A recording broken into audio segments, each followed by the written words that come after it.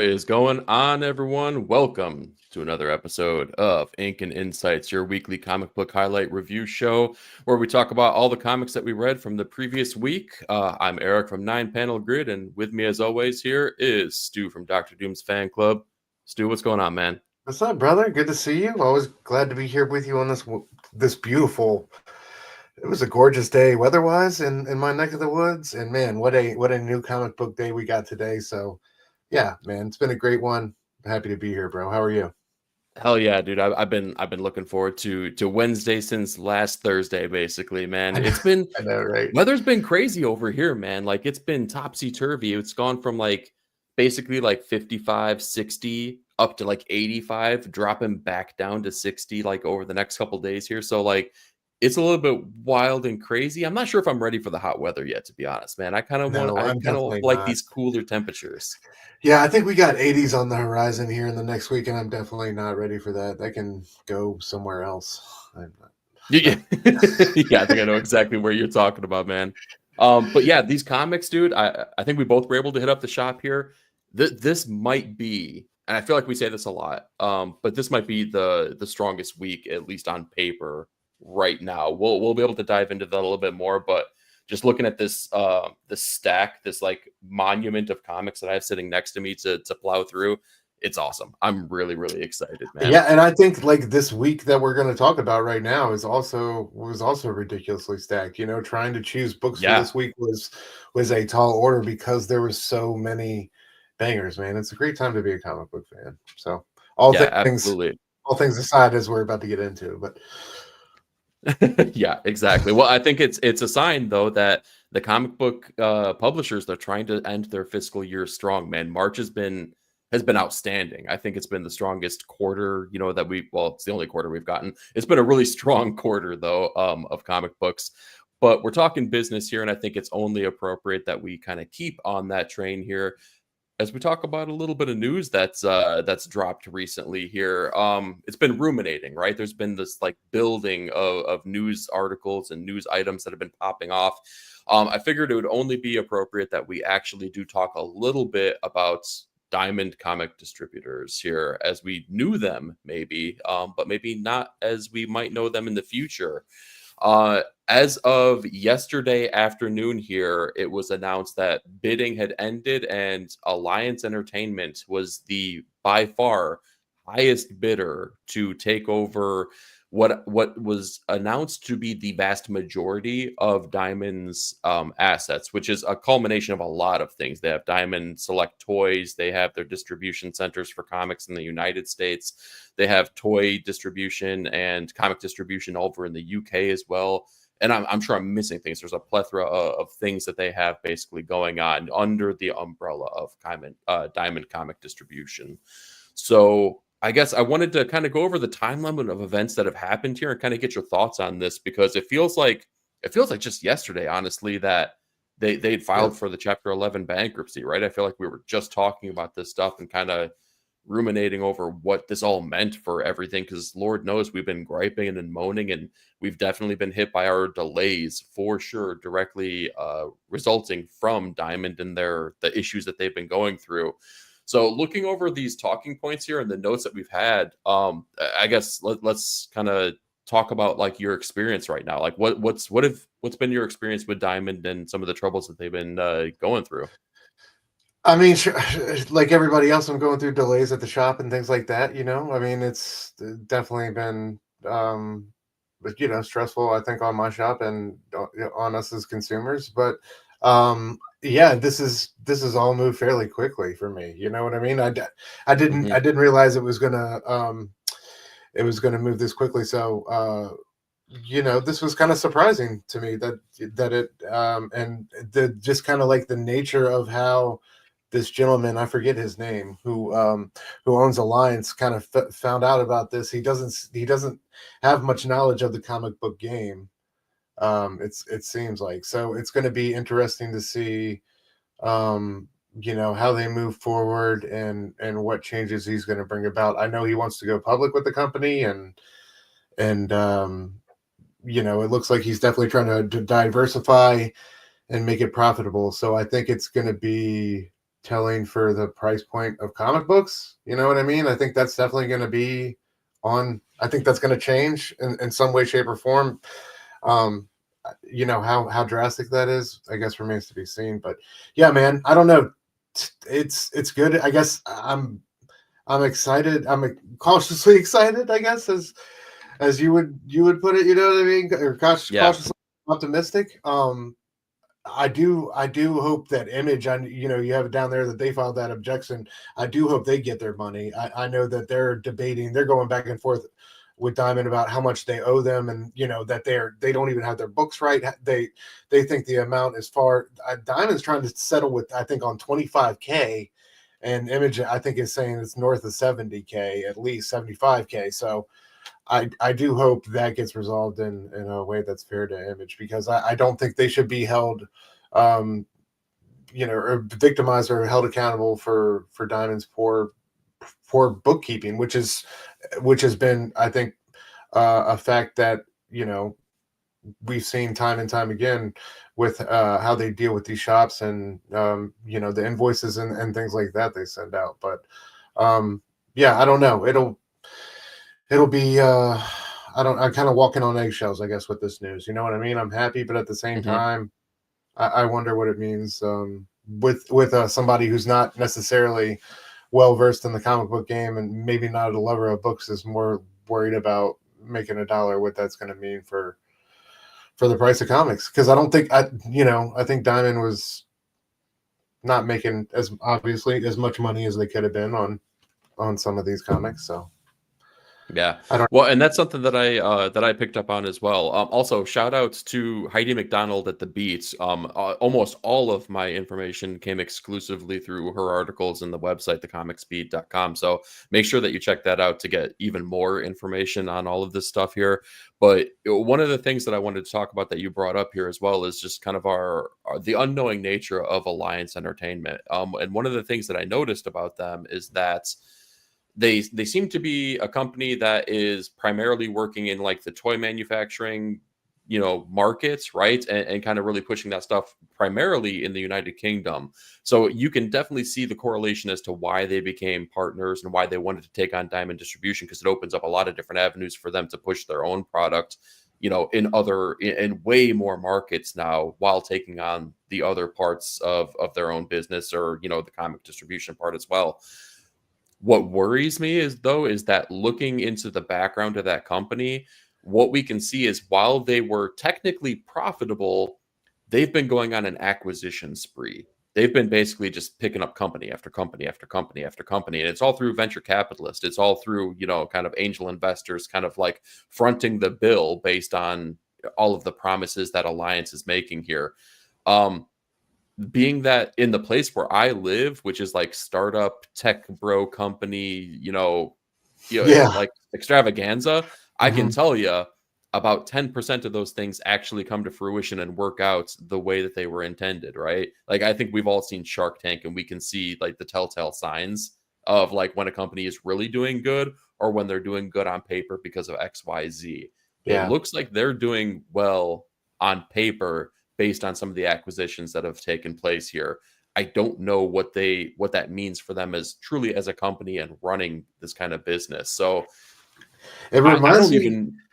You saying that makes me think of like when Ron Perlman bought Marvel in '89. You know what I mean? And he was just like known for being a big mover and a shaker. I think he had acquired Revlon before that or something like that. And he was known for just being this company that had these huge acquisitions, and I think that's what they did in the '90s. So like, I hope it's a good thing. And yeah, it seems like they made their money early on with in the music business, right? And I don't know. Yes. I heard what worried me is I saw the words leverage and diversify a lot in their language and how they were describing the company and stuff like that. So I don't know, that has me a little bit nervous. But yeah, like I don't know.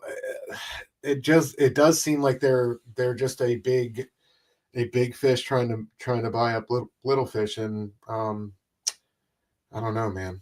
I don't know. What do you think? Yeah. What do you think is going to be What do you think? Like one of the first changes we're going to see from them is? Do you think the price point on books is going to change ASAP? Because it definitely No. sounds like no. Well, at least not change for the better, right? I don't think that they there's no reason to believe that they have a firm understanding of how the comic market needs, it runs, and the expectation of these shops. Like one of the questions I was going to ask you when I talked about how Diamond has affected you as a collector and as an appreciator, what kind of shop do you have? Do you have a mom and pop shop, and was it a hard transition for them when places like Lunar and Penguin Random House came on the scene? Are they a pen and paper shop, or are they technologically advanced, and were they able to make that Both. I jump? want to say they're. I guess they would lean more towards pen and paper, but they are technologically advanced. Like they have their tech stuff down, but yeah, I don't know. It took them a minute to figure out um everything, I guess, longer than I would have liked. But I don't really know the specifics of how they transition to make it work. So I don't know what they're doing with all this. I don't really like to bug the guy too much about the business. You know what I mean? Because I feel like sometimes when I get like frames certain questions about the business and about finances with him, I feel like he gets a little bit skittish, and I don't want to. I know it's Yeah, always yeah, it's a Promethean battle. Owning a comic book shop and trying to make a dollar. So I don't know the specifics of like how he is transitioning during this time. I do know it like comics are on shelves pretty regularly now. Like we don't have too bad of an issue anymore, but there was months there where it was, yeah. Saturday Well, that you could depend on. oh, Yeah. And then yeah, like, but they made the change and though. they did, but at the same time, he normally does a very good job about ordering what he needs and not having a tremendous amount of back issues. And you can see the difference now on his shelves, like just in those. He's got like the new release wall, and then he's got where he keeps the new comic books, but like the back issues, and that is way more crowded than it usually is. He's got, Yeah. you'll see stacks of one issue, and that's usually not the case. They're usually pretty tight when it comes to ordering the new comic book. So it's definitely like affected him in that way because people either aren't coming in, getting the books somewhere else, et cetera, et cetera. Yeah, that So makes sense too. Well, and the reason I asked that question, because my shop was able to maneuver this and make all the changes pretty darn quickly. And it helped get most books on shelves here. But I asked that because there's a lot of shops that, gosh, I mean, might still be struggling with that change, right? And or are just quite yeah, frankly reluctant to do that kind of stuff. Um, but the publishers were in the same boat. Most of these publishers now, I think there's like, in the back chats, we were all kind of talking about it. There's only two that come to mind that are still exclusive to Diamond in our minds, which is Dynamite and Distillery. And you and I were just both talking about one of the books, a new #1 that we were raving about, One for Sorrow, that came out in November. And yeah, #2 doesn't come out till July. yeah. So I'm not terribly concerned about Distillery because I can't seem to get any books that I even want to get from them regardless. So if they're delayed, they're already delayed. I don't even care. And Dynamite, quite frankly, I'll get a couple books here and there. And I think they're doing like exciting things nowadays here with all the properties that they've acquired. Yes, But they're also a company that I can see transitioning over to one of these other distributors later on down the line as well. It begs the question: was this a smart move to make for Alliance to even acquire them? Because man, it feels like a lot of the damage has already been done, and I don't know if there's any turning that back. no, and I saw that they tried to get out of the bankruptcy proceedings, but I guess things are too far along to avoid loss of creditors, et cetera, et cetera. Hmm. But yeah, I don't know, man. It and apparently I heard the owners say that they were pressured to buy more diamond assets than I guess was on the table, but apparently like there's all sorts of things included in the deal. Like they get their space at San Diego Comic-Con is included in this, and so it'll be I don't know. I'm scared. I'll be honest. I'm nervous. Yeah. But just because Diamond, I think, despite all their failings, also it seemed was run by people who really love the game and were kind of like, maybe willing not make as much money as they could.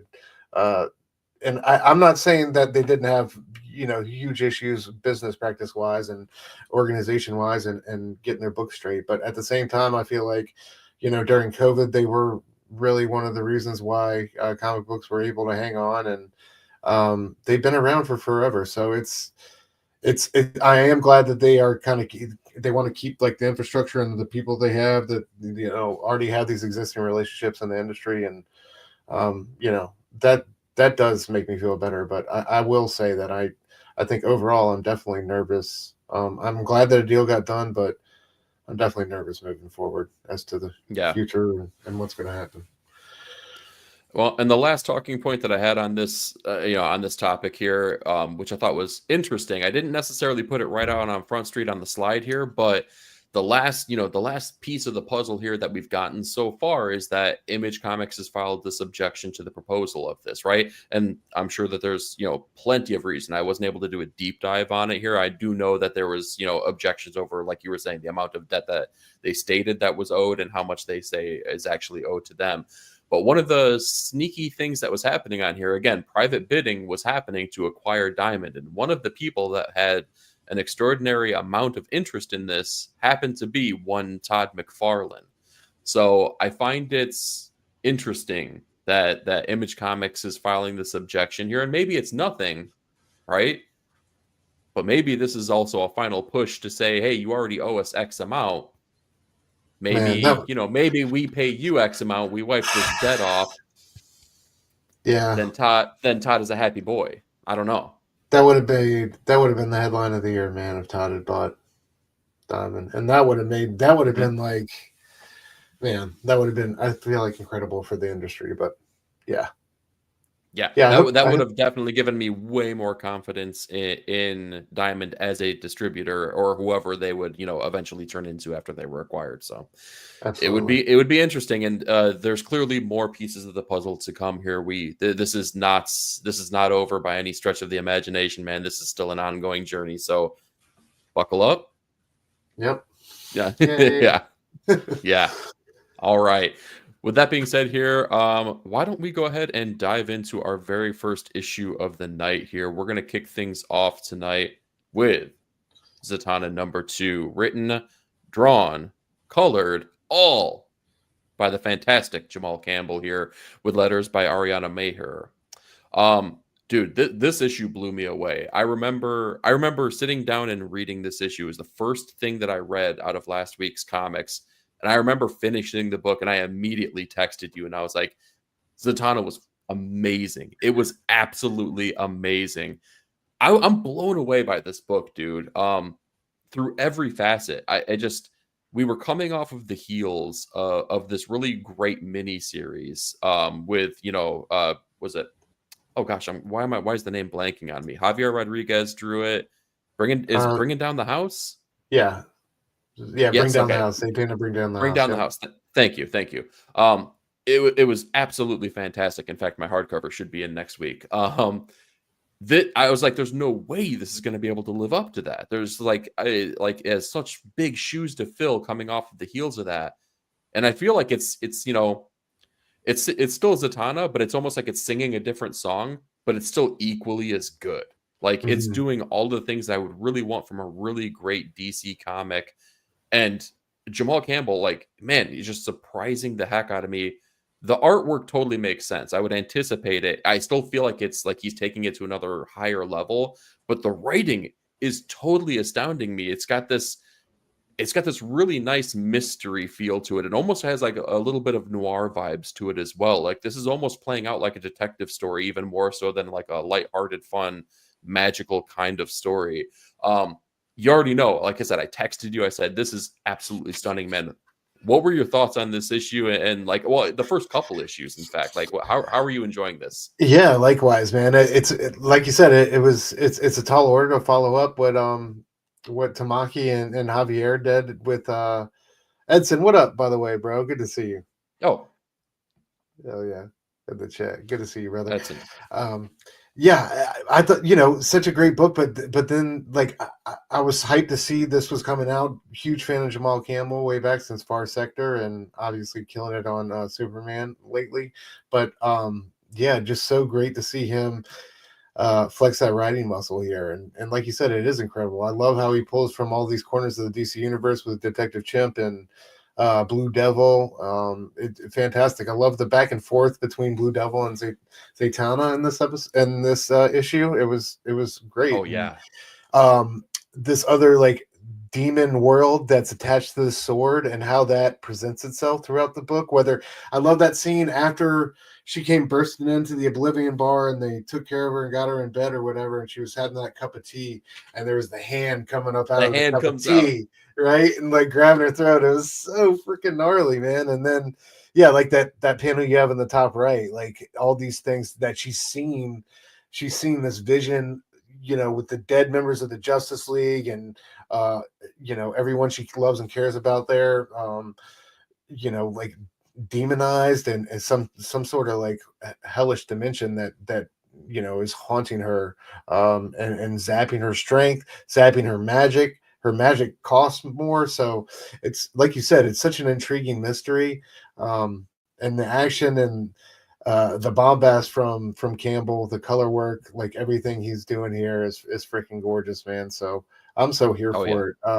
Yeah, like dude, that page there on the left where she's doing the incantations and the spells, yes, with the circles and like, dude, it's that kind of page that like when you look at it, it just makes you excited to be a freaking comic book fan, man. Because this is what shows like that it is truly a visual medium, man. Like this is why this is so much different than reading a novel, right? Like this takes place right there on the page for you. And to see something like this, it's special. I mean, I can't think of a better word. It's just special, man. I love the look of this book, man. It just blows me away, man. And like one of the things that I called out on my review when I was talking about it too is like we were kind of given like the spectacle of all of these colorful things that are happening, right? But when we finish the book, when we finish the issue and Zatanna's kind of out on her own and kind of does this last magical thing to go to a different place, it's the lack of color that makes it pop, but it fits. It's so fitting because it's supposed to be this classic, like very early era feel to it. And it just works so well, especially in comparison as you do the back and forth. That page turn is just so effective when it's just like color, color, color, no color at all, right? It's just it's just so I meant to go back to this before we hopped on here. Was this the transition from like Take Me to Homeboy's the killer? Is this the door that opened up? Is this why she's there with? Okay, all right. So I like, because part of me was like, is her magic still working like she wants it to, or is this like, is it taking her somewhere else? But I guess that you answered that question. So yeah, but that could be something that's revealed in the next issue. Like, I mean, it took her someplace, but we know her magic is a little bit wacky right now, so we don't necessarily know. And heck, I mean, we don't even know the nature of much that's going on right now, because the person that stuck the sword through her has been dead now for weeks, apparently. So it's like that was wild. There's a lot of mystery. I love that scene when they came on him, and I saw him yesterday, and what does this to somebody? And seeing Adam's like leaky face down there, when we see so I can't wait to see what happens with the mystery. It's fantastic. Yeah, what you love the Bruce reveal at the end? I love how we're bringing him into it.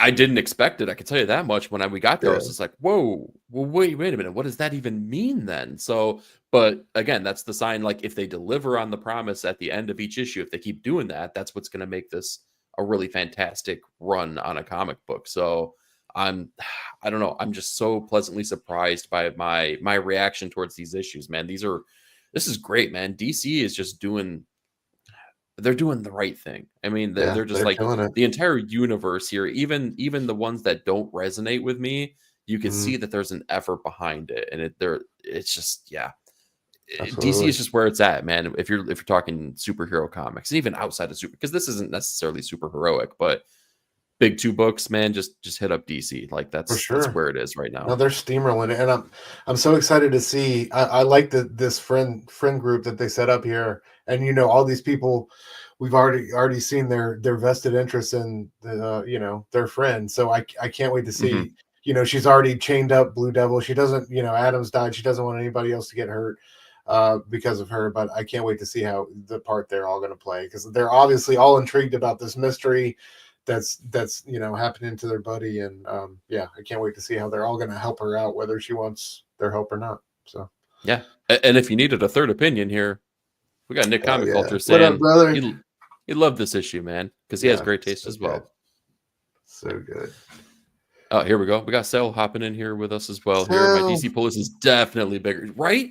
It's so weird, man, because I've been a Marvel zombie, no joke, my entire life, man, and I'm feeling that same thing, and it's like, it's weird, but it's a good weird. I like it.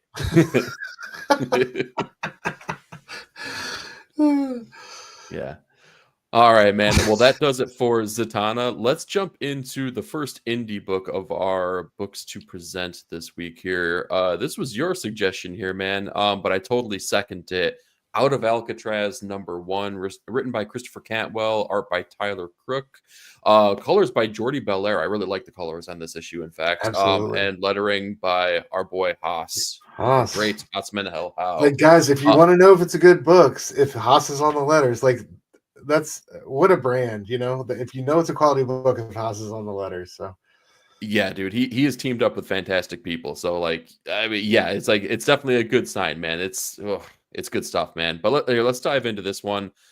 This was an interesting issue to kind of break down, right, conversationally. After reading this, I was really trying to think, like, how are we going to talk about this? It's a pretty simple premise. It's a pretty simple story. I feel like that tagline is thrown out a lot here. This has nothing to do with decorum, though. Really, it's about what it says. Out of Alcatraz, man. We have a group of individuals here that have escaped Alcatraz. They have this plan that's set forth. And they kind of have plans on land, like their life of crime, whatever put them into Alcatraz. They're not done with that kind of life, right? So they're going to get out, and they have some kind of means to get this last heist, this last thing going down. But what we see is that even getting out of Alcatraz, we've all known, the stories behind Alcatraz, and that it was, you couldn't escape it. I mean, I could kick a stone and hit Alcatraz right now. I'm that close to it. So like, yeah, that lore runs deep right now with me for sure. Couple guys get out, and it's all about kind of like the rumination of the plan and kind of putting things in place and really building the character. This was a huge character development issue. So with that being said, how do you feel about our main players within this book? I loved it. I'm here for these Cantwell doing the what was the other one that kind of got strangled by the COVID lockdown? The Oswells. Regarding the matter of Oswald's body. Yeah, That's man. I said the same thing, dude. I said the same thing. Absolutely. I love, like, kind of when he tackles that angle. But yeah, this was dope. Historically accurate in some ways, but also a what if tale, And I thought it was really, I thought the character work was really authentic. I think they did a great job at showing the humanity of these guys, and you think it's going to be these stone cold killers who are just kind of causing terror throughout the countryside, but it's quite the opposite. And I like the restraint that was shown, and the kind of time that we got to really spend with them and get to know them as people, and see the dynamics between the two. And then of course the reveal at the end, and in the beginning we see them dump the third one. We think he's a victim, he doesn't make it, but of course he shows up in the end. Yes. We see and he's not too he's close to these other two, as I understand it. So yeah, it's going to be so interesting to see how that plays out. Artwork was outstanding though by Crook, man. Yes. You know what it reminded me of? Or actually, I mean, I just kind of had this revelation right now as we're talking about it. It really reminds me of like Matt Kint when he does his crime stories, man. It really has a strong resonance with that. And it's probably the painterly quality of the book that's making that connection for me. But it feels really close to that. And I'm glad that you brought up the I just lost my thought here. Like the humanity of the characters here, because you're right. It does show the humanity of these people, that they are human. And like a lot of times when people are in the prison system, you lose that aspect of them. They just become a number, or they become something that's completely like, Yeah, we don't I was care. expecting it was like going to be a little bit heavy-handed. The guy's chomping on a cigar and putting a gun to everybody's neck. You know what I mean? And hijacking cars right and left. But I like how it was set up. Like like the scene with the girl who was helping him out. I like that scene when she went and got the gun and the stuff out of the safety deposit box, and that other girl was like, you want to keep playing gangster, girl. Yeah. It's gonna get you in trouble. Like I know. I love that. Little moments like that, which the issue is full of. It takes its time telling the story. I love that. You know what I mean? It gives you a great little snapshot of these folks, but also like the location and the people they're kind of embedded with or around. Well, and I can't wait to see more about the backstory of these characters as well, because as you said, the humanity is there, but we have our moments with each one of them that kind of spells out where you can kind of look in the book and go, man, I bet that's why they ended up in the freaking clink. Like the one dude, plain stupid. Why is he out there like just buying candy, wasting all their freaking stash money, over nothing, and exposing themselves? Seriously. The other dude, very clearly anger issues, man. Chatty Cathy at the bar won't shut up, and he has to, as soon as he has the opportunity out in the freaking alleyway, he's out there giving him a stomping. So, like, you could tell, like, there's a reason that these guys are the way they are, and there is a reason that they're in the place where they're at. There's a lot more to come in this story, though. This sets a really great foundation. The pacing was good. The artwork was phenomenal. I really loved the look of this book based on the era that it's kind of that it's portraying. So I felt like Truman Capote's In Cold Blood type of vibe. Ooh, good call. Yeah. Yes. Yeah, big time. So I can't say I was pleasantly surprised, because I did have high expectations for this. I definitely think it exceeded those expectations, though, man. Like I'm really excited to see where these characters go from here on out. Hell yeah. Likewise, bro. Yeah. We got Nick. Of course, I'm not close to the rock, dude. If you see those flares lit and me on my knee, that's me. All right. I'm calling off the strike. I always thought like the little bomb with the green balls was like the coolest thing in the world as a kid. I just thought it looked cool. The part where he jams it in his mouth and then uppercuts him, dude. Yeah. It's like peak Nick Cage. That's I love that. We can scrap all the rest of the books. We can talk about The Rock all the rest of the night. I'm totally cool with that. It's like a live watch along with The Rock. Oh my God. Yeah, we got some more love here. Oswald's Body was a fun series. Yeah, I really dug it. I feel like that, if my memory is correct here, it needed a little bit more room to breathe. It felt like it wrapped up a little quickly, but overall I was really happy with where they took it. Yeah, I think we need to do a new YouTube series on like all the great comic book series that COVID killed. You know what I mean? Dude. Yeah. I mean, if we want to sit there and cry. Radio Apocalypse. Dude, yeah, I was gonna say I got 3 right off the top of my head here, and that was one of them for sure. So what else? Oh, dude, Picture of Everything Else. Absolutely stunning series that we got like 4 out of 6 issues for. Oh, dude, that was Dan Waters. I can't remember who was on artwork for it. Damn, I gotta get on that. And it was all about this artist in France that could basically manipulate reality by doing these paintings. He could basically just change reality to whatever it is he painted. It was awesome, dude. It was such a cool story, and the fact that we don't have an ending for that, and rumor has it the issues were done. I mean, they were turned in. They basically said, nope, don't do it. If you can't pay us, you're not putting the book out. I was like, oh, dang, dude. It was awesome. Yeah, see? Here we go. It's not over. I'm sorry. I gotta check it out. I kind of don't want to read it now because I'm gonna be like, no. Yeah, it's just gonna hurt more knowing that it. Yeah, we'll never know. We'll never know. Damn. But one thing we do know is that The Sacrificers number 15 came out, written by Rick Remender, with art by Max Fiumara. colors by Dave McKeag. I don't give Dave McKeag enough credit, man. Like, I love the colors of this book, and I feel like I never bring that up. That's so Colors true. are stunning on this. Same thing with Russ Wooten, man. Russ Wooten does fantastic letter work on, I think, all of the Giant Generator stuff here. So shout out to you guys, man. I really appreciate that. Great call. Yeah, Stu, why don't you go ahead and take the reins on this issue if you don't mind. So this one more or less is the Wrath of Rokos, right? He touches down and Yes. he wants his daughter. He wants Luna. He's based upon what the events of last issue, he knows that she's been held captive there, whether it was knowingly or unknowingly. We kind of don't know, but we do find out that they did know she was there. But yeah, what's the old beat up pigeon dude's name? Dude, I knew you were gonna do this to me. I said I'm terrible at names. I don't remember. I basically just call him Old Pidgey in my head. Yeah, there's young Pidgey and old Pidgey. He unfortunately has to witness the death of his wife before he and most of the planet, it looks like, gets torched by Rokos, who just basically emits an all-consuming flame that doesn't stop rolling. Saluna and her little baby sacrificers are able to fortunately find shelter in a cave, and she's able to get them to safety and herself as well. But the same cannot be said for much of the planet, man. This thing almost takes everybody with it before Pigeon and Homeboy show up at the end.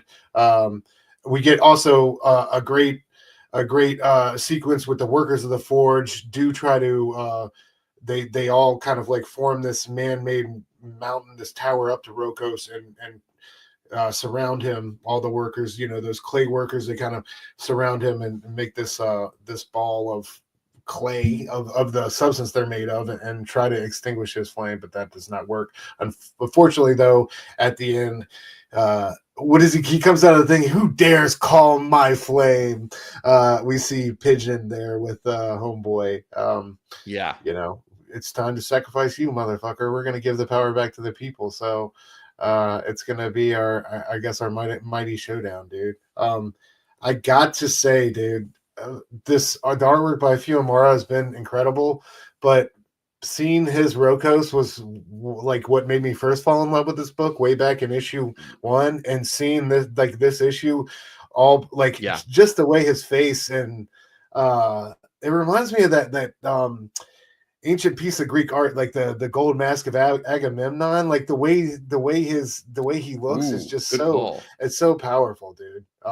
It's just it evokes like so much history, but also it's just a cool ass thing to look at. I just love the contrast with like the dark charcoal black and the bright flame. It's just such a beautiful character design. But yeah, dude. So having that seed planted way back in the early issues, and then just getting to see him kind of go Super Saiyan here was wild. What were your thoughts on him almost wiping out the entire planet? Dude, this book is a roller coaster, man, and it's so hard to ask. Like, I feel like the reaction I give you today is going to be different than the reaction I give you upon reading the next issue. The great thing about this book is that every character is so nuanced and so well developed, and you get to see so many different sides of them. Like, you hate Old Pidgey, right? The character who neither one of us can remember their freaking name, because at the very beginning, Pidgey, I like that. I tried looking it up, dude. I got nothing here. We hated him in the very beginning, man. He is the catalyst. He is the tormentor of the original group of sacrificees for us. You are built to hate this person, but as you learn more and more about him, and him being basically, the gopher for our godly characters, right? The person who's been given promise after promise, like, you will survive. We'll give you what you need. You have to do this for us. He finally has the means to, be amongst them, right? To not be their whipping boy. And it is all taken away from him. And then you understand the relationship he has with his wife. It makes him so much more of a sympathetic character. You flip-flop that over to young Pidgey, right? Young Pidgey, you feel terrible for him. I'm sorry, I got nothing. Well, no, it's awesome. Yeah, I love it. you feel terrible for him as the person who is almost sacrificed, the only person that has any common sense to see what is going on. He can't stop you can't call them friends, right? But he can't stop all of these other children from being massacred right in front of his eyes. He's powerless, and then he becomes powerful, and what he does with that power, and the change that we see in him now. He is partnering with one of the gods, one of the people that he agreed to in his own mind, right? That he makes that mental agreement to destroy all of them for what they've done. Now he's teamed up with them, so it's like, dude, and you could say that about every freaking character. We got Saluna, we got Rokos. Yeah. You go through these journeys with every single one of them. So, Yep. I mean, it was absolutely crazy to see what he does to the world and to see the reaction he has basically to being defied by the people who worship him, and to see the power of a god on full display. Absolutely insane, dude. This issue blew me away to the same magnitude of him destroying that freaking planet, man. It was awesome.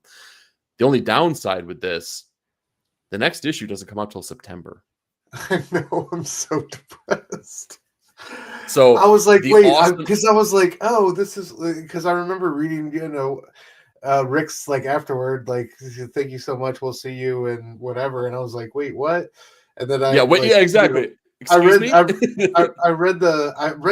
for some reason I read that first before I read the issue, and then knowing that and then reading the issue was like, it was so bittersweet, man, because it's like, sheesh.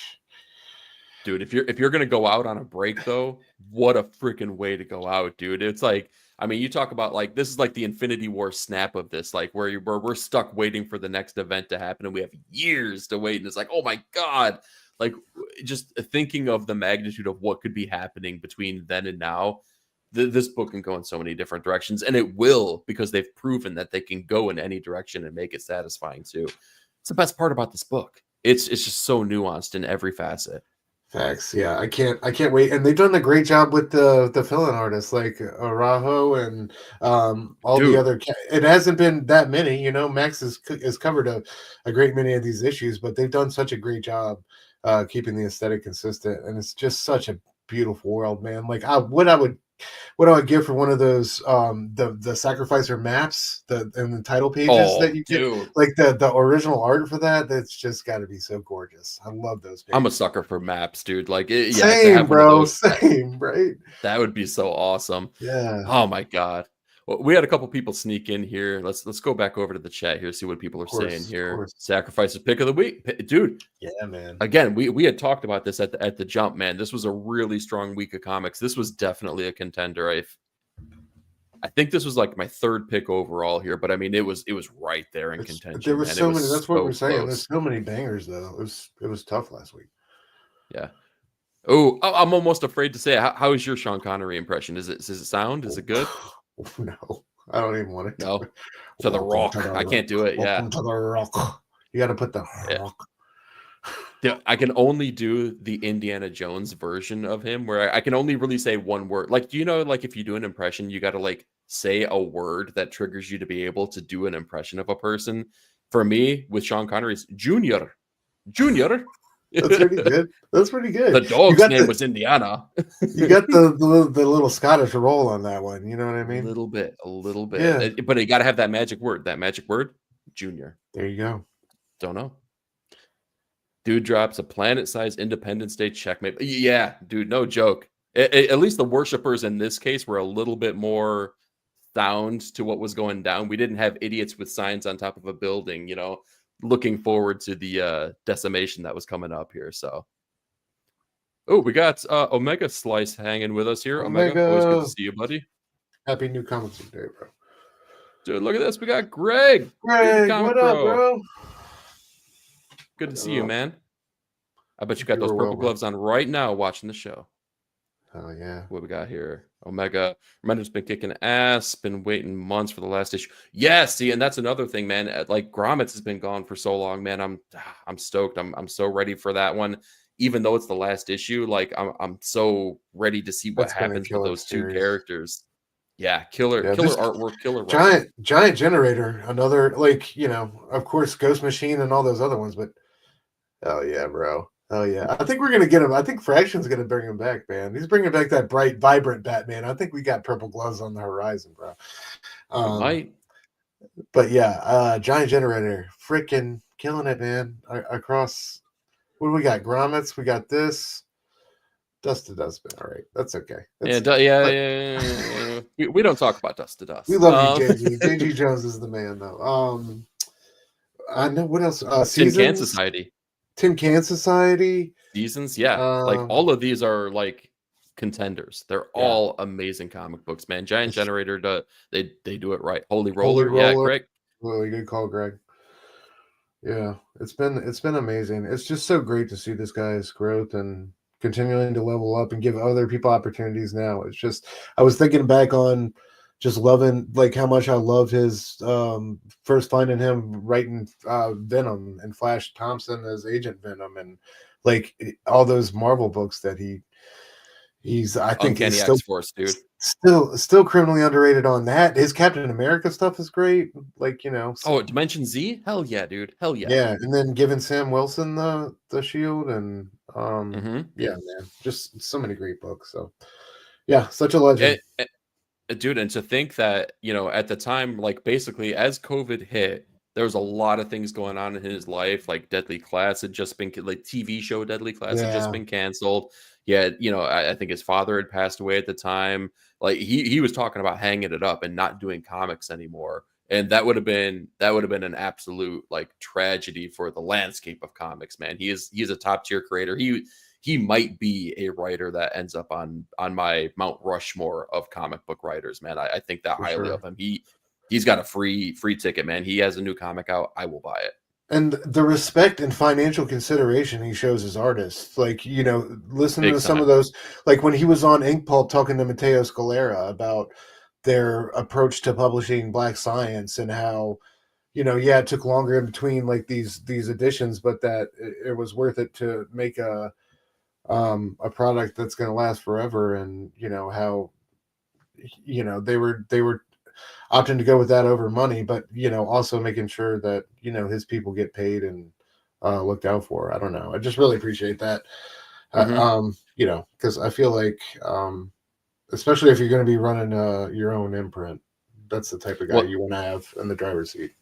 And you can't really see it all that great behind me because my, you know, whatever, I'm blocking them. But every single one of these hardcovers that I have, you know, showing like the complete stories of everything Rick Remender's done. Black Science, who was the artist from the jump to, you know, Cradle to Grave? Matteo Scalera. Low, who was the artist? Greg Ticini, start to finish. Wes Craig, Deadly Class, start to finish.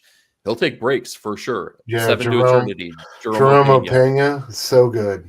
Like start to finish, like, and you know what? And does it suck in the month where you miss an issue? Sure, it does, right? But if the product is strong enough, I would so much rather have that as a complete, concise, complete like package. Dude, he just does it right. Because like you said, it does suck in the moment, but you know, hindsight's always 20/20, man, and like it, just let the art speak for itself and give it that time to breathe. So yeah. Yep, exactly. It looks like the chat agrees with us too, man. Remender's interview on Let's Talk Comics is awesome. I gotta jump on that actually. I listened to like one early episode, but I haven't followed through with it. I gotta check that out. Yeah, right before the season's kicked off. The season's again another amazing comic by him, and we have DC Patrol hanging with us, still waiting for Comics number 7. Worth the wait. See, that's what we're saying. Worth the freaking. Hell yeah, brother! It is that. Yeah. Absolutely. All right. Let's go ahead and jump into our final issue of the night here, which is going to be jumping back over to DC, talking about Batman and Robin Year 1, number 6, written by Mark Waid, artwork by Chris Samney, colors by Mateus Lopez, and letters by Clayton Cowell. Man, what a crazy issue, man. I feel like this is the one, maybe to me, that leans into what I feel like is historical Batman so much better. And hopefully Greg's still hanging with us here. No purple gloves, but we get historical Batman here as we get to see the candlelight vigil where freaking Dick Grayson makes his promise, right? Where he truly becomes Robin, all juxtaposed with Robin being kidnapped essentially as he went out on his own, defying Bruce.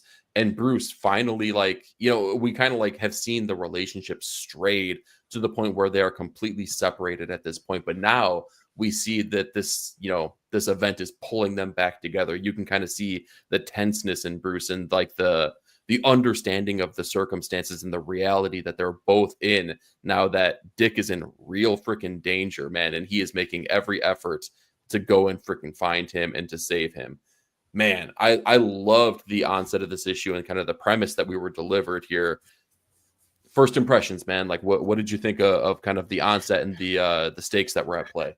You know, definitely reading with bated breath. You know, given that he went out on his own in last issue, hard-headed, and ended up getting jumped by Grimaldi's men. And you know, I did love that part. I think in last issue where he said he doesn't hurt kids, but he has no problem using them as bait. So yeah, it picks up, you know, about where I thought it would, with Robin giving him a bunch of lip and being hard to handle. You know what I mean?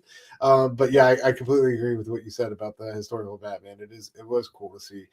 This for me was like the best issue yet. I think with you know, the showing the progression of these two's relationship and really finding a spot of a spot of empathy and understanding between the two. I thought it was really great how we got to that point later in the issue. But first impressions, I love this book. I love you know, I just cracking it open, or first of all seeing these amazing covers, but cracking it open, seeing the Sam Nee art carry through, and like we said, and issues past, the job Lopez is doing with the coloring is just next level. And I love how it feels like Batman old and new. And yeah, man, it was dope to see a Batman fight this crazy thing. We got a little bit of action, but also some great heart to heart between him and Dick. So dude, the heart to heart, I feel like that's really where the issue shines as well. Like, while I love Chris Samney conveying the action in this book, you know, like when he has like the fake bat come through and kind of distract all the dudes, and like that was so cool. Right, it's awesome, right? But like when I think about this issue, when I look back, you know, having been a week already since I last read it, I don't think about that stuff. Like, I mean, I think about it, like, I mean, it's there, right? But it's not the thing that That's resonates. so true. What resonates with me is the relationship between these characters. Seeing, like, on that panel right there, seeing we experienced Alfred and kind of his I don't know, his approach with Bruce, trying to get him to be not just Batman, but a responsible parent, right? Not just a mentor for Robin, but a mentor for Dick Grayson. So to see his, like, you know, the level of worry that he has for him as he's like screaming at Bruce to get there and to save his life, awesome. And then to see the relationship, like, I feel like this took such big strides, but it was so well earned to see the relationship and how Dick and Bruce come together, basically, because you can see that there's a level of trust that has been built between these two, as Grayson's shown that he can hold his own, right? He is no slouch. He can do all the things that, you know, that are going to be needed to protect himself as the young Ward Robin. Batman sees that, realizes it, he basically knows, hey, I need to reel him in over here, but I need to let him fly over here, because he is not Bruce Wayne. He's Dick Grayson, and I need to let him lean into that part while showing him the ropes on the other part.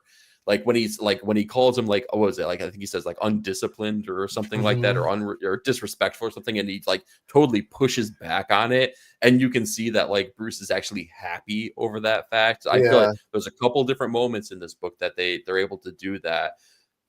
Again, like, and you could do that in most books, but to earn it through the writing and through the storytelling, the visual storytelling, that's a totally different thing. This does a lot of great show don't tell, but when it does tell, it's weighty enough to where it means something. And that's truly like a telltale sign of the combo of Mark Waid and Chris Samney. Yeah, absolutely. I love the moment when Bruce is asking Alfred like what the appropriate punishment is here, right? And Alfred's like, I know, like, I'm not going to give you advice because you ain't about to leave him here with with me again. You know what I mean? Yeah. Look what happened like last time. I thought that was hilarious. But yeah, that like you said, that conversation and him kind of pushing the point with Dick and him pushing back was fantastic. And yeah, like you said, Sandy does great with the action, but when we go in close on these facial expressions, especially like these little moments or the sleight of hand, the gestures, the body language is just, it's so well done, and so expressive. I think between the two. So yeah, but yeah, it's Two-Face showing up at the end with the file and of possible Batman suspects or possible, this guy could be Batman. Bruce Wayne's file or photo is in that file. Yeah. Well, and yeah, we have to remember this was, it's one of the hallmarks of the series is that we've always called out is that this is not year one Batman, but it's like definitely not, the Batman that we know and love in today's comics. This is like year 3 Batman, basically. And in year 3 Batman, they still had a task force within the GCPD that were hunting down Batman and trying to investigate who is this vigilante that stalks the streets, right? So like it makes perfect sense. And we've had this looming mystery. What did Two-Face steal? What does he know now? And what is he using his leverage with the Grimaldis? And now everything's on Front Street. And we've hit the midpoint of the series now. So you can only imagine if this is what we've been delivered to this point, it's only going to escalate and ramp up from here. And that's really freaking exciting. Yeah, dude. It's going to be so good. Can't wait. Yep. I love this book so much. I know. It's just, it's really like, it's the best Batman book right now. Like it just is, full stop. It's the one that I enjoy the most. It's the one I look forward to reading to the most. Yeah. DC here saying he's excited to read this eventually. This is one I don't read monthly, but once collected. This is going to read fantastic collected. If the first 6 issues are any indication, I already know I'm going to be getting whatever deluxe or absolute edition that they release of this. It will be mine. Oh, yes, it will be mine. Yeah, absolutely. I want all the artistic goodies for this one. Yeah. Oh, my God. Yeah. Could you? I know we talk about heroes a lot and who could potentially be there. And we know that I feel like Chris Samney's name would be on the list if he were definitely going to be there. But could you imagine? Could you just imagine looking over original artwork from that dude? Yeah, that'd be incredible. Maybe one day. We got Omega saying, since y'all hype this book every time it is out, I ended up picking up the noir version of issue number 1. Yes. Ooh, and this book seems, dude, I wish they would release story, bro. Yeah, I think that having those two, like I would want a noir edition of every single issue, but I feel like you totally get a different experience of each one of these things. Like, because I thumbed through that. But I do appreciate the color work that Lopez brings to the book so much that I think it adds to the experience. But man, like I want both. I really truly do want both. Yeah, same. And I love that. I love that this noir initiative that DC has going on. It's so dope. Like we said, man, DC's just killing it, man. They know what they're doing right now. That's just something that's just listening to your fans, you know what I mean? Look at noir editions versus Red Band from Marvel. You know what I mean? I think that right there. Why'd you have to bring it up, man? We didn't have to talk about Marvel at all this week. That right there shows you the difference in like what these two companies care about and whether or not they're listening to their fans. You know what I mean? Yeah, I mean, it really truly is. It feels like cash grab versus something truly an artistic approach for the appreciators of comics. Yep. I already know which one I'll take every day. Amen. DC saying, does Samney work on paper? I just assume everyone not on Felix's website is digital right now. Dude, I could send you links to all the other art websites here. You probably don't want me to, because then you're going to be equally as tortured as I am going to them and being like, well, but if I just... Yeah, look, guys, if I get a third mortgage... He sent me a Dr. Doom... Eric sent me a Dr. Doom Daredevil page the other week, and we were halfway serious in discussing splitting the cost and sharing it in each of our homes. We would each take 6 months out of the year and hang it on our respective walls and then send it to the other one. So we were straight up going to be Barton Millhouse with Radioactive Man, you know? It was halfway serious there for a second, but yeah, then we realized that we would have to give a kidney in addition to several $1,000s. So, you know, maybe Yeah, we can dream. We can dream. it's well, we could do more than dream. It's still out there. I'm not saying, you know, whatever. The dream's not dead. All right, it's still available if we ever decide to be stupid. So Absolutely, yeah. But is he? Does he work on paper though? Did we he answer does. the? Oh, he does Yeah. exclusively. Oh hell yeah! I mean, I can't say exclusively, right? Because I feel like there's always, you know, an ebb and flow to most of this. But from my understanding, he works primarily traditionally. That's dope. Yeah, Yeah, exactly. I appreciate that so much too, man. I feel like absolutely. I remember he did that. He does that like Bat-tober thing. yes. But I should have, yeah, I should have realized then that he worked on paper because I think those were like all sketches. Yeah, his Instagram is like one of the. I mean, not just Instagram, but like he posts all over the place. But man, his is like one of my favorites to follow. Man, he drops magic every single day. Absolutely.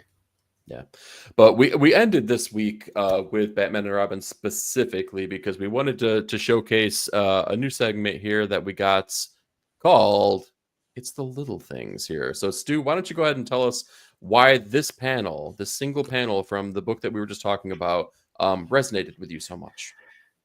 It's the little things, yeah, guys. Just want to celebrate like just the smallest details from the comic books you love, and you know why you love them. This one, it was this moment in Batman and Robin when he's tearing through the offices trying to find Robin. He's desperate. He thinks something has happened to him, but then he finds him out on the roof.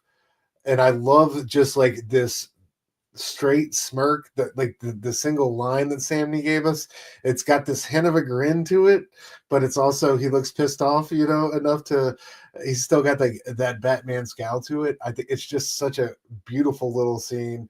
And I just love the way it was done. I love like that's the only reaction we got after all this panic from Batman. There's also that bit of calm to it. It was just a great moment because we, like, as the reader, knew what was happening with Dick and that he was free, and that he was going to surprise Batman yet again. But getting to experience it and watch Batman be surprised was dope. And I love these moments. These moments have happened time and again in this book where Batman thinks Dick is out of his depth. He's rushing to and it hasn't been, he hasn't got it away scot-free every time, but so many of these times Dick has surprised him in the best way, and it's just been some of my favorite moments of the series. So yeah, this was my it's the little things for tonight. Yeah, it's a great panel, great idea too, man, and it's so funny. Like I'm so glad you called this out too, because it's the most Batman smile you are ever going to be expected to get, man.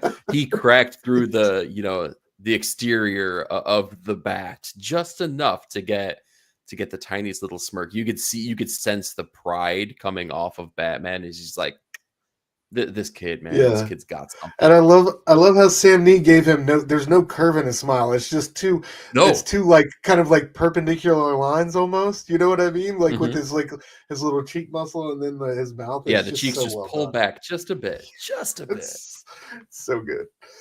Yeah. So good call out, man. Thanks, bro. Yeah, let's see here. What's DC saying? I love this idea. Sometimes it's the tiniest thing in an issue that blows your mind away. So true, man. Like last week in New Gods, Chang's feet on the High Father. I still can't get the image out of my mind. Good call, dude. Speaking of New Gods, sometimes it's not the small things, right? Sometimes it's bigger things. Sometimes you need to make a splash, right?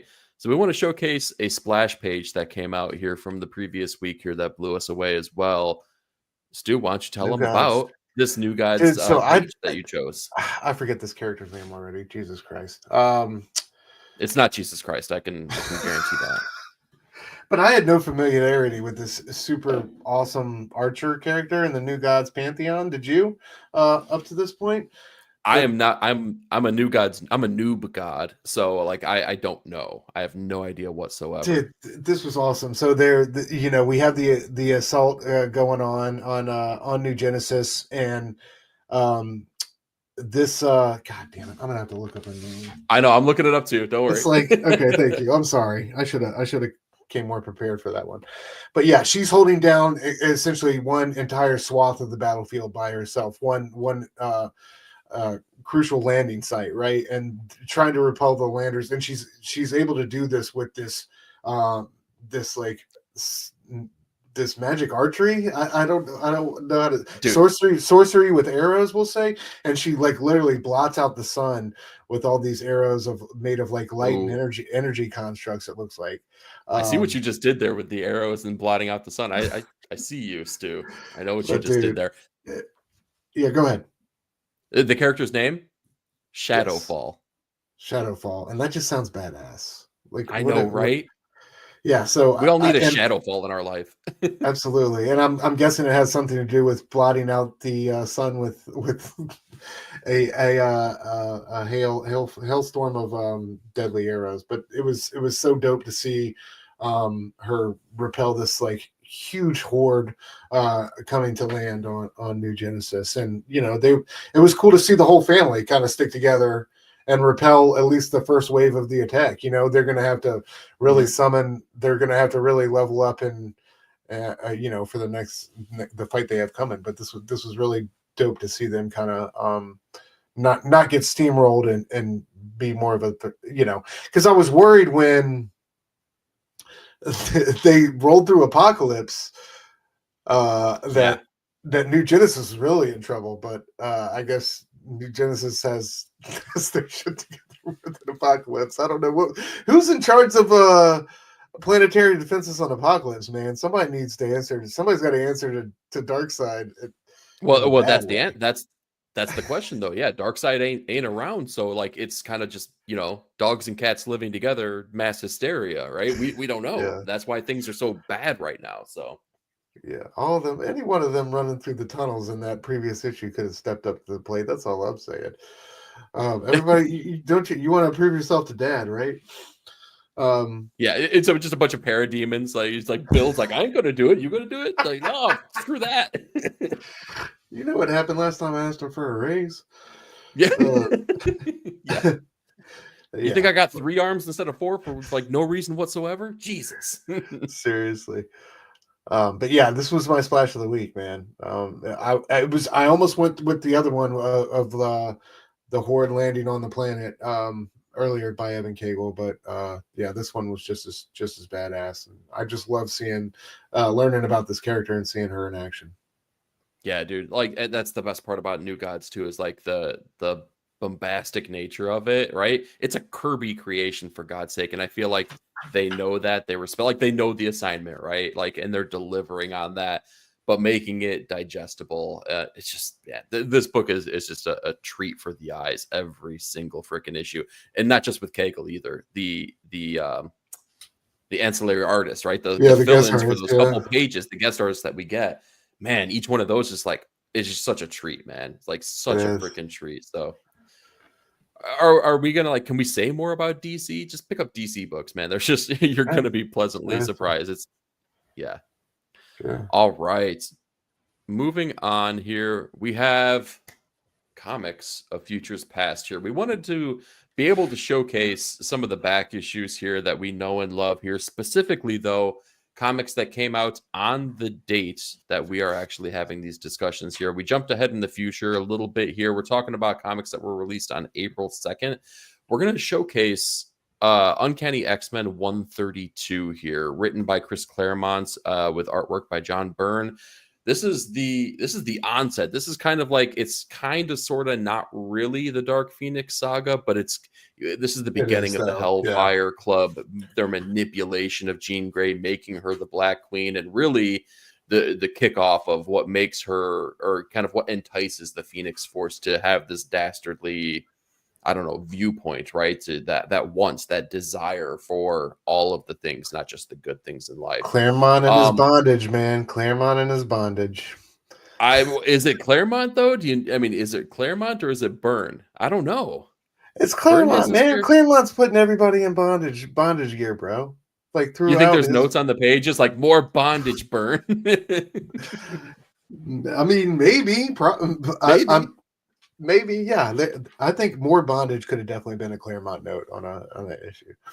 I mean, we don't kink shame, so like maybe that's his thing, and no, we don't. Behind that, that's fine.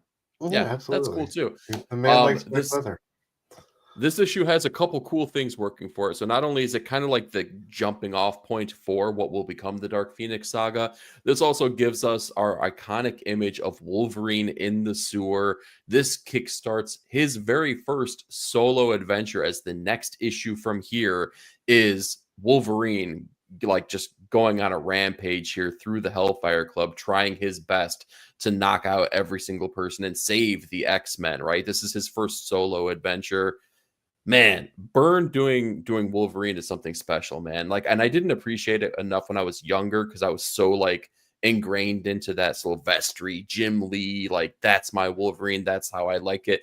Looking back now, I have such a higher level of appreciation for what Byrne did for that character and really how he developed and grew that character into what I got to experience as a child and what I love about that character now. It was all because of John Byrne, man. So like, kudos to him for putting this on display, for giving us this image, giving us what culminates in the next issue here. But man, we should talk about the likenesses that he uses in this issue so cool. Too for our members of the Hellfire Club here. Man, we have Sebastian Saw, we have Jason Wingard, we have, I'm losing my names now, Donald Pierce, and then we have one more, name's totally escaping me here. But as I've put down at the bottom here, you can totally see the likeness of these characters were derived right directly from actors of the time here.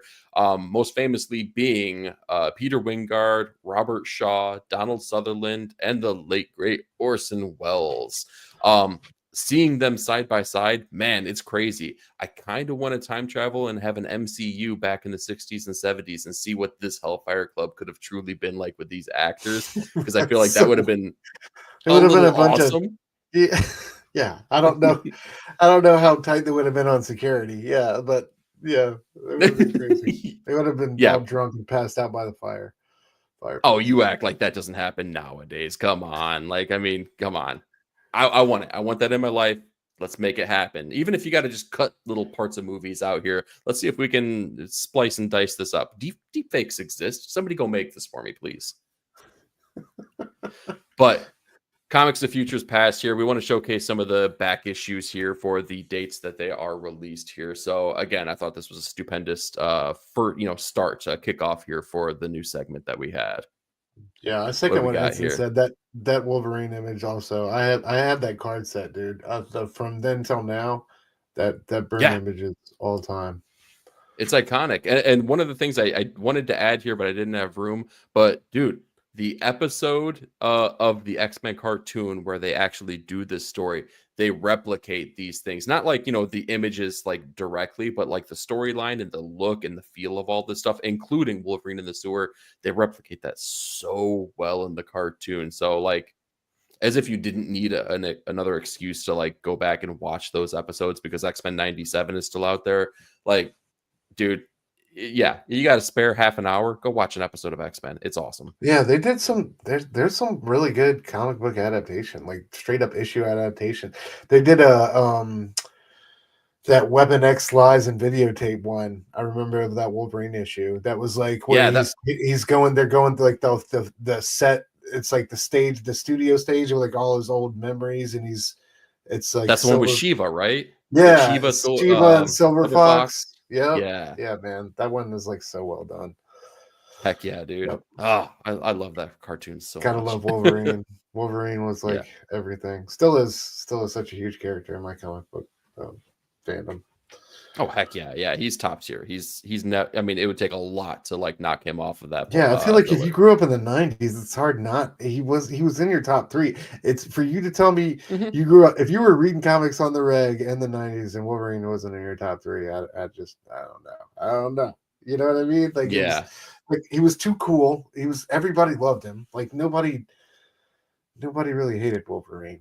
I mean, I'm sure there's somebody out there who's like, actually, I was reading Rockets when I was 5. True.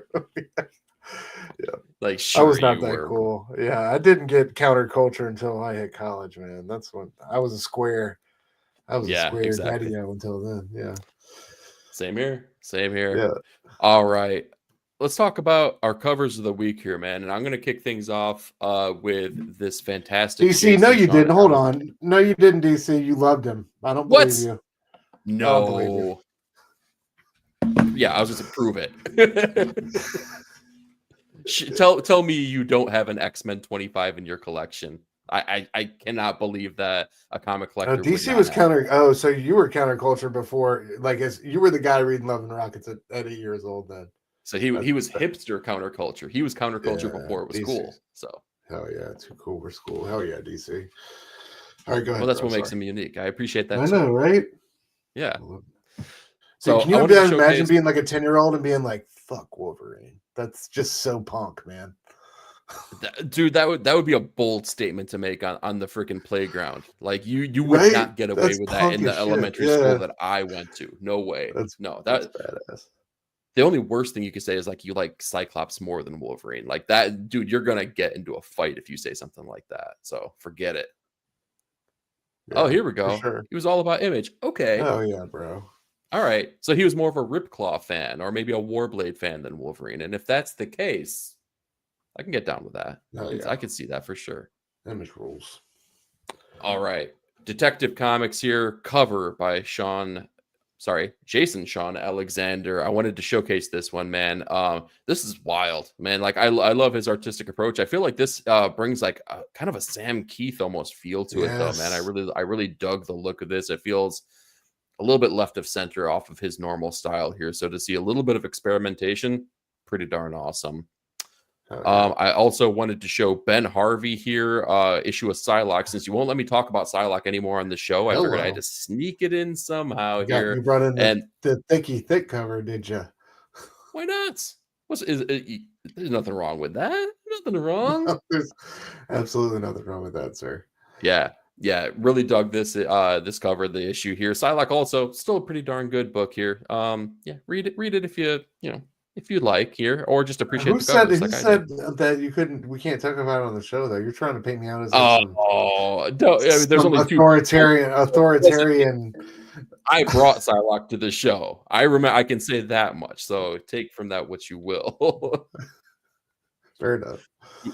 We have Frank Quitely doing his variant cover for Absolute Superman. You got Quitely out there. I'm gonna showcase it, right? Unless somebody does it before me, but like. Yeah, I mean, him drawing these iconic DC characters, like regardless of the incarnation that they are, like, come on, I'm gonna be down for it. This is totally sick. Yeah, the Absolute Batman one was crazy too. Yeah. I mean, it's Frank. He's just so good, man. And last but not least, here, apparently I got a theme here, but it was Panosian time here, so I had to showcase his rendering of Catwoman here. So I don't know. I guess that was just the type of cover I was going for this week here, and I'm not going to apologize for it. Yeah, Dan does his own colors, like on his covers and stuff, right? Yeah, he colors them digitally, works traditional. Well, I don't know if he's working traditionally for these covers here that he's been popping out, but that was my understanding is that, yeah, he works traditionally, colors it digitally. Yeah, incredible cover. Yeah. Killer stuff here, man. What covers you got to showcase? All right, buddy. Let's see what we got here. First up, Wes Craig doing Batman and Robin variant. Just love this one. Love the action. Robin knocking out Two-Face. As he should. Batman doing the high kick. Great stuff from Wes. Always down. Always love seeing a Wes Craig cover. Dude, Simon Bisley doing It is the Biz. Batman. Okay, I wasn't sure. The Biz. Yes. The Absolute Batman had some bangers this week. Or no, this is Absolute Batman. Absolute Batman and Detective Comics had some great covers. But yeah. Talking about Batman and Robin, man. Batman for days. Right? Talk about being a child of the 90s. How can you not love the Biz? This has got all the hallmarks of his work. So I had to throw that one on there. For cover A, I had to go with Fiona's cover with Goose, dude. I love this character. I love this cover A. It's fantastic. This is like one of those just great saga covers. So definitely want to include this one. It's so striking. You know, dude, you took the word out of my mouth. I was about to say, if you say anything about Saga covers, man, they are always striking, man. So like, obviously, I agree with you. Stuck with you. So, and then finally, Penosian time, dude. Absolute Flash. I love when he gets like this wavy psychedelia thing going. I think he did this on that. What was that book? It started with a V, but he did a variant cover for that. Vicarious, Vicarious, yeah. He did the same type of kind of design on that one, but yeah, love this one. Well, how do you feel about this Absolute Flash design? The design is I'm not feeling it. I'm not feeling it Neither at all, am I. to be honest. Neither am I. Yeah. The book was okay. It was. I don't know though. I think it was definitely the weakest Absolute book we've gotten so far. Yeah, it's hard to disagree. Like I think it needs a couple more issues to breathe, because like all we got is character development, and I have no idea why the Flash needs to exist or why he even has the powers, or we got nothing, right? All we know is like the kid's kind of depressed and hates his dad. And man, we talk about peak Lemire. That's peak Lemire right there. Yeah, facts, big facts. We'll see where the story goes, though. I don't know. It's been cool seeing Jeff come back to DC, but I don't know. Oh, that was like, a big sigh. That was a big sigh, dude. Jeff's books always used to. I don't feel like I've been grabbed by one of Lemire's books like I have in the past. You know what I mean? It's where I've really fallen in love with some of the books I have previous from him. So maybe it's just not connecting with me at this point in time, like where I'm at as a reader and where he's at as a writer. But I hope this one works out. Yeah, same here. Like his indie work has always been the thing that struck me way harder than his big two work. In fact, there hasn't really been a big two Lemire book that's like stood out to me, to be honest. Like nothing has really like jumped out. But his indie work, like May's book is one of like my favorite books, like stories of all time. Like that would be in like a top 10, top 20 kind of list for me for sure. So we'll see. Yeah, we will. We got Jay in the house. Jay, what up, bro? Jay. Some of the other character designs look cool. Yeah, dude. I've loved all, like, honestly, besides this one, I've loved all the absolute designs. Omega said, reading comments and watching YouTube, Absolute Flash is either your favorite or least favorite. I could definitely see that. I mean, yeah, I can see that for sure. Yeah, I'm glad that Wally fans got Wally though. I'm glad Wally's though. Unquestionably, right? Because it ain't gonna be Barry. Yeah. Like clearly now it ain't. So right. Yeah, for sure. Yeah. All right, man. Let's talk about the comics that just came out today, man. Again, we had talked about it at the Jump. Look at you. You already show. Fine. You know what? Fine. Whatever. I'll flex. Oh, you got the super cool variant. Aren't you awesome? Yeah, my wallet doesn't think so, but I think I'm really awesome because of that. Dude, we talked about it, though. Last week we said it was such a strong week, dude. This week, like, I don't want to say it blows it out of the water, but dude, there is so much good stuff that really hit the stands here. Stu, what's standing out to you? Absolute Martian Manhunter. Haven't been this excited for a book in a minute, or at least a new drop. So came home, read it immediately. It was everything I wanted, man. I was just taking my time going over these pages. It's so great to see Javier back in full form. You know, an artist who I really wasn't honestly that familiar with until the Zatanna book, but now I can't get enough. And this one's incredible. I love what he's doing here. You know, just using like it's just so crazy bright and vibrant, but also he's just using like the same 4 or 5 colors and the color palette for the psychedelia. But is he coloring his own work too? He's doing the colors on this, and just the different ways he's incorporating it is just sick, man. That book just blew me away. Absolute Wonder Woman #6, Mattia de Ilui on doing the guest spot, who also did the Call with Kelly Thompson. This one looks incredible. I haven't got into it yet, but man, the art in this looks sick. Dude, Bitter Root is back on stands, man. I'm so excited for this. So Yeah, this is the next move, and I think we're moving into a different time period and a different location. But this creative team is one of my favorites. David Walker, Chuck Brown, Sanford Green. So happy to see those fellows back together making comics again. Seasons number 3. What else we got? Also, bro? shout outs to Sanford Green here with the call outs to the roots as well in the title for the next installment of Bitterroot here with the next movement here. So I see what you're doing. I see that. Yeah, man. Yes. Yeah. Such a dope book, man. Y'all go buy Bitterroot. If you haven't read the first volume or couple volumes, highly recommend it. Such a great slept on book. So happy to see them back on stands. But yeah, these new ones, we're taking we're taking everyone down with us or whatever. That one looks interesting. And then Ultimate Wolverine, Ultimate Spidey, all the tried and true favorites. How about you, bro? I'm rambling. Oh, dude, well, we got Matthew Rosenberg taking the title back for longest title in existence. Yeah, we're taking everyone down with us, right? We got the Chris Condon triple dip this week with Far Down Below, shit. Green Arrow, and Ultimate Wolverine. So that's got me stoked. So here. tell me about Far Down Below. I don't know. I haven't read it yet, man. It's you don't know what it's. Do you know what it is about at all? Dude, honestly, like Chris Condon, again, he's another one of these writers where he's earned enough of my respect where I don't have to read what the book is about. I see the name and I'll go ahead and I'll drop it on the pull list. So, yeah, I'm excited to dive into that one. Patrick Horvath, Free for All was released today. I'm super stoked to get into that. Because of all the diamond nonsense, catch the rewind if you missed the beginning here. We talked a lot about that, but Conan finally came in for me. So I'm going to be diving into this one and appreciating it. Doug Braithwaite's back on artwork for this. You talked about Seasons, Absolute Wonder Woman, Into the Unbeing, man. I was kind of lukewarm on the beginning of this series. The first arc, but the second arc, artwork by Hayden Sherman, written by Zach Thompson, started off really strong. Like really, really strong here. So if you dig Hayden Sherman's artwork, like that would be enough to just kind of continue to pick it up. But the writing has definitely picked up. So, man, a whole lot of bangers. Just all kinds of really great stuff here. So, yeah, I'm really excited. It's a daunting pile, though. I'm not even going to lie. This is a lot of comics to get through.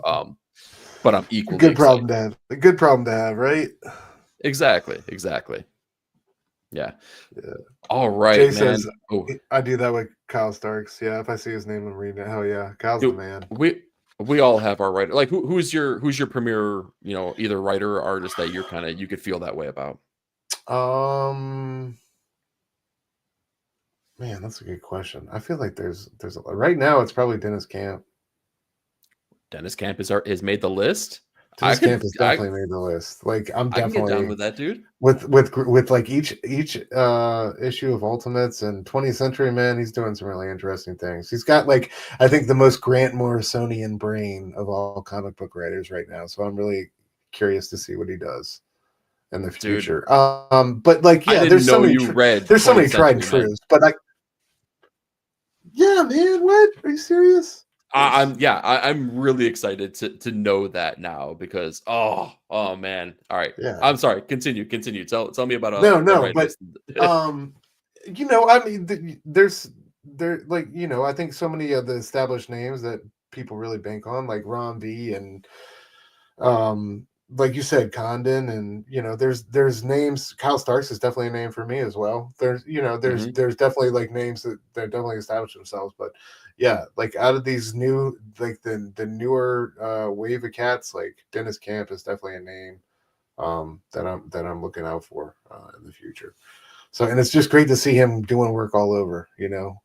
Michael Walsh has been a guy who I wasn't really on my radar a whole lot in the past. I did enjoy Silver Coin, but man, Frankenstein and Null Hunter, the work he's doing right now, not only artwork but writing, killing it. Absolutely. But I think above the name at the top of the heap is probably Daniel Warren Johnson. I would say above all else. Oh, yeah, good call. You know what I mean? I think that's my number one. But yeah, there's been no level of disappointment whatsoever from anything he's put out. Like zero. Absolutely. So, absolutely. Dude, great call. Speaking of killing it, man, Stu, why don't you tell the folks where we can see you next. Thank you, sir. Yes, check me out, Dr. Doom's Fan Club, here on YouTube and on IG, guys. Always sharing great comic book content. Just dropped my roundup of Marvel's #3, Galactus vs. Fantastic Four in NYC last week, and I got the Doom reading recommendation list, part 2, the Bronze Age. We're going to spend a lot of time in the early 80s with Doom. John Byrne. We're going to go to Camelot with Doom. Going to be a good time. Great time for the character. 70s is kind of a dark period, but early 80s is like some of the best Doom stuff out there. So yeah, that one should be dropping probably Thursday or Friday. So look out for that. Yeah, but once a week, I'll dropping these videos on my YouTube and also going live every Wednesday night with you guys. You here on Ink and Insights, both here on this channel and on mine. So yeah, I don't know what I'm talking about anymore. But check me out, Dr. Doom's Fan Club, IG, and and then the Omnibus did the review with John's Comics with Kids over on his channel last week. So make sure you check that out. Part 4 coming next month. We're gonna knock out the Book of Doom Omni. Yeah, like dude, there's a plethora of Doom out there. Get drunk on Doom with Stu with all of the Doom content that's coming out, man. And the 800 superstars that are in the Avengers Doomsday movie have Jesus Christ. That was the worst promo. What a joke. I mean, that was just whack. Yeah, I'm further worried about. No, I don't want to see that man's face like anymore. Like I don't want to see him being cute or coy or giving smirks. Like if he's gonna be Doom, can put him away in a dark corner somewhere until you know what I mean. And then burn half his face off and bring him out. All right, DC. God. I just without comment, I'm just gonna drop that on the screen. Worry me there, buddy. It's okay if you hate Doom, man. He's used to it. We're used to it. We get drunk on the hate. We put it in our goblet and slosh it around and swig it back. Well, as the ruler of the world has shown us, though, man, he's kind of made the world a better place for Marvel, man. Universal health care, right? Greater education levels. And this is not the first time this has happened, you peons. He's done it time and time again. But you guys, people just can't handle it. People just, oh God, Doom did it. So it's just, it can't stand. Like, it just gets under the skin that Doom can solve everything in a couple minutes. But it's all right. One day they'll be people. I got your back, man. I got your back. I'll call it out when I see it. Oh man. All right. As for me, man, you can catch me every Sunday morning with On the Pull List, where I go over my weekly comic book reviews, going over all the books that we talked about tonight, plus a plethora more. Not only that though, but you can catch both Stu and I, including Nick Comic Culture, over on Robbie's channel, Pop Culture Philosophers, tomorrow night here, talking the best books of the month for March 2025, which, again, talking about last week's books and knowing what's on our stack now, this might be a 5-hour show, guys. Like, this might go for a long time, man. There's a lot of books to talk about here, unless you're Nick and you don't want to say too much here. He's keeping secrets over there.